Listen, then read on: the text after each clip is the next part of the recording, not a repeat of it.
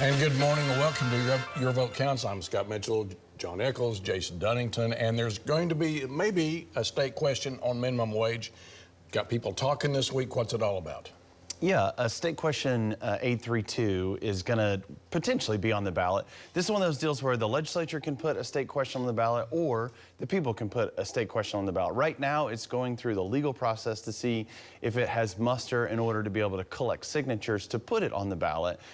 What the state question about is minimum wage and whether or not we would increase the minimum wage. This would more than double the minimum wage in Oklahoma. I have two basic questions on this. One, who makes minimum wage? I've got a high school kid at home that makes way above minimum wage right now serving ice cream. The second one is the state question is so opposed to this, but they also say no one pays minimum wage. So does anyone pay minimum wage? Who makes minimum wage? I think there's a lot of questions still to answer before we get to the vote on this. Yeah, and this, by the way, this happens a lot in our medical marijuana, Medicaid expansion. People do this themselves. What do you think about this topic? Well, I think it's going to go down, and here's why. Some strategic blunders that have made inside the state question. It doesn't just raise the minimum wage. That's what they're going to tell you. What it does is tie all future minimum wage increases to a national cost of living number, something that has nothing to do with the state of Oklahoma. And second, it puts in the Constitution. I don't know why we didn't learn that from the eyeglass case. The citizens are sick of putting stuff in the Constitution and tying Oklahoma's hands constitutionally to anything for some national database. That's not going to work. It's dishonest to say all this is a minimum wage increase. There are fundamental flaws inside the state question, and that's why I think it's going to go down unless they go back to the drawing board. Okay, we'll see how that goes. Now, one thing that's on the ballot in Oklahoma City coming up, people in Tulsa know you've got BOK Center, and BOK Center is beating Paycom and getting concerts, a lot of things. The Thunder don't want to do a long-term lease. This is going to be a hot topic in December.